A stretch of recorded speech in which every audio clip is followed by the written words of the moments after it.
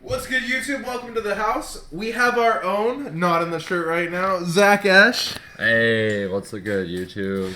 And so you topped another regional, 318 people. Oh, it was lit. That's actually my third Epik top in a row, too, so that was the best part of it. So let's get into this deck.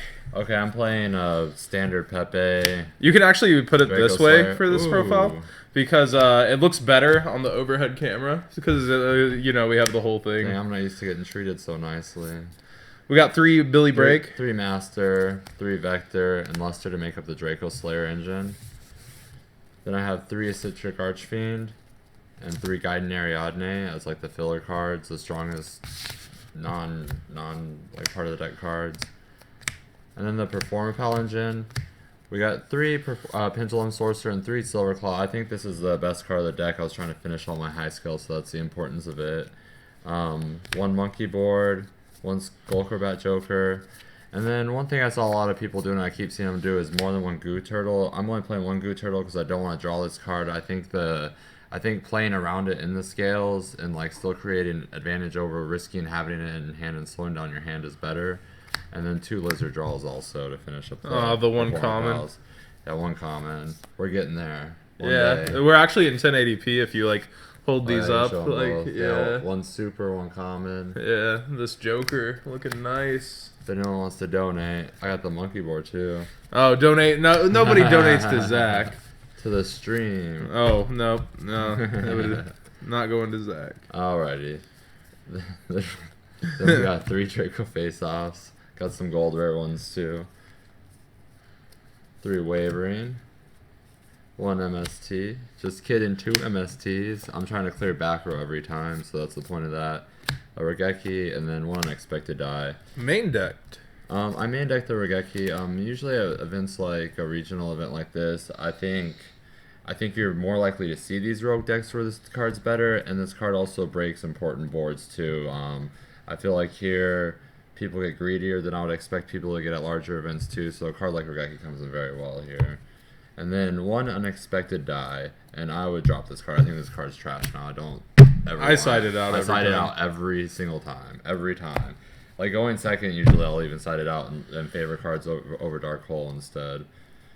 And then 3 Strike and a Warning to make up the Solemn Brigade. And then 1 Chaos Trap Hole because I am pushing the Ariadnes in backboard. And then 1 Bottomless. I'm still playing the Rafflesia, so this card comes in very well. I'm trying to make my opponent have to respond to my board every time instead of just being able to make free boards if I can't get to back row. So that's where this comes in. And you said it was really good against Cosmo. Yeah, it's very, very good. There's a lot of times, like, if you know they have something big like Dark Destroyer in hand, you can make that before you start making your boards. So if they do try to push the Dark Destroyer through and they're low on resources, then they lose their main resource and they have no other play to follow up. And that's very defining in the matchup against them as you grind further into the game. So that's all for the main deck, and I'll go into the extra. I have 3 Ignister, 2 Dynaster, and then 2 Magister to make up the Draco Slayers. I'm playing Castell, 1 King of the Feral Imps to go for the highest scale, the Rafflesia we talked about, and then a Dweller.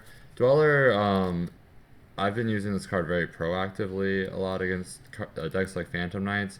If I'm trying to make some kind of push for game and they have traps in the graveyard, I'll go ahead and activate this to force out anything, or the same with Monarchs. And that combos well with the Regeki in deck too. Yeah, so it comes very well trying to make plays for game, and this comes up a lot. 1 Diamond Dyer, the Utopia, and the Utopia Lightning, and then the Hope Harbinger. I think most people are starting to learn about this card now. This card is very good. It plays around Twin Twister, which is a problem card, and Regeki and Dark Hole, which are also problem cards, as well as a variety of other important cards in decks.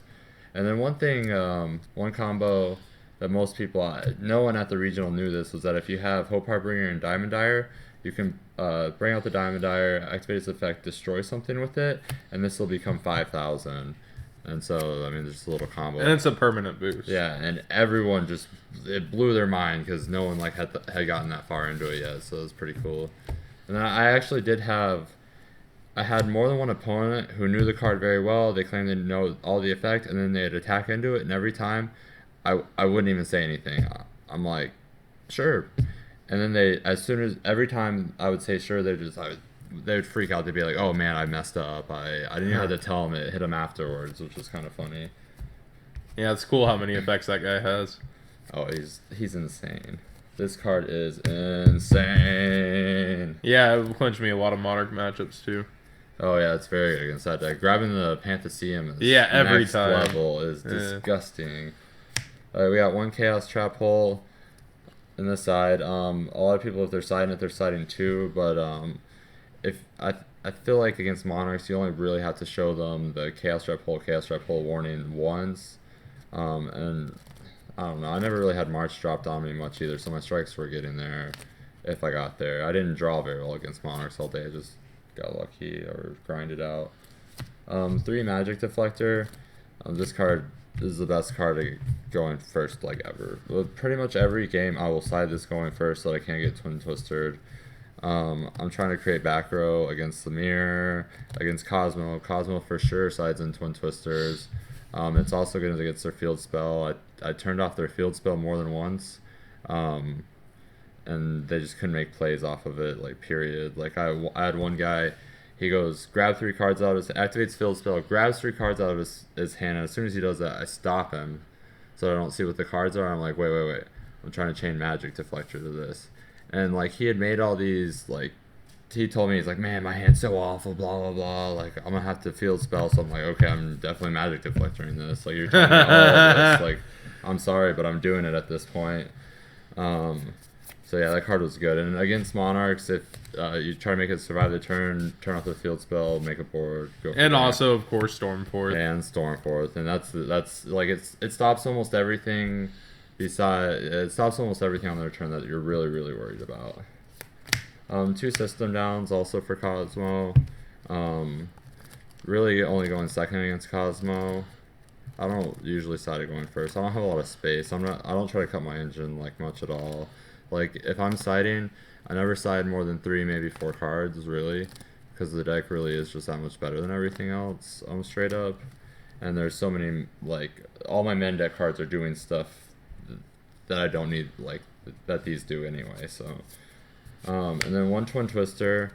I need another, like, Spell Destruction, but I want it to be the bigger one. I figured, like, if I would side anything, I wanted just, like, the explosive card. And I don't even have room to side more than 1 more. There's so many cards in my deck that already destroy a spell or trap. I mean, because Wavering destroys a spell or trap, technically. Eccentric Archfiend, everything. I mean, MSTs also. So I have a bunch of outs. 1 Dark Hole. 2 Droll and Lockbirds. This card is really good against Monarchs, even though, like, extra deck Monarchs, normal Monarchs, FTK. If I'm going second, I'll usually put these in. Anytime I've dropped this, going second, I win.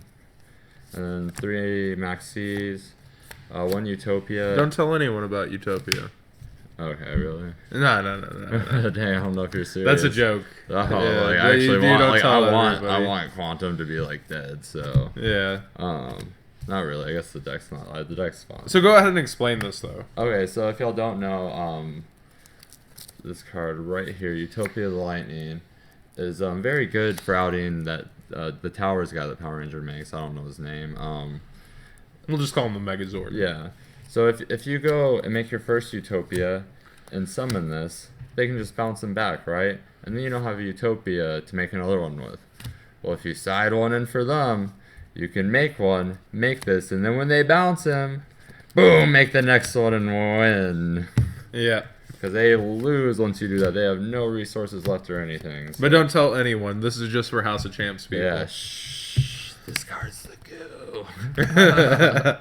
And then my last card's a Mirror Force, so everyone keeps, like, asking me. That's what I get from everyone. Until they see me win with it, which happens, like, way too much. But now that, I don't know. I show people this every, like, couple of months. I'll win with it a bunch somewhere. And then, I side a Yugi card. I side Spell Shattering. Oh, yeah. I got to play against Jason Holloway. Okay, notable rounds here. Okay, yeah, notable rounds. Jason Holloway, the champion, yeah, with over 10 tops. Yeah, he's really cool, by the way. It was kind of fun. But I look in his graveyard at one point, and I'm like kind of scared. I'm like, it's kind of like long into game 2. I don't have like that much control as much as I think I should. And I look in his graveyard, and there's 7 or 28 cards just in his graveyard alone. So I do all the math on what he could have left. And there's a Spell Shadowing Arrow. So I'm like, oh, this guy's side Spell Shadowing Arrow. I don't even care if I just set 2 back row and pass. Set 2 back row. One's a bluff. He hits the wrong one. And I have the right one left to blow him out with it. So. Yeah. That was kind of fun, but. Big shout outs to Epik Cards in Game. Oh yeah, shout out to Epik. It was actually like really cool. Like they gave out more prize support than usual. Like they gave out this cool beanie which I was fiending over for hard. They gave me some dice. They gave out like extra packs, and I did definitely more incentive to go to an event like this. I thought it was great. They hold a really amazing event. Yeah, added prize support. Rest of the community, step up. I know a few regionals added some stuff recently, but we got a live stream with feature matches, 9 rounds of that. It was very well set Yeah, up. with a tint over, like so that the cards weren't even glared.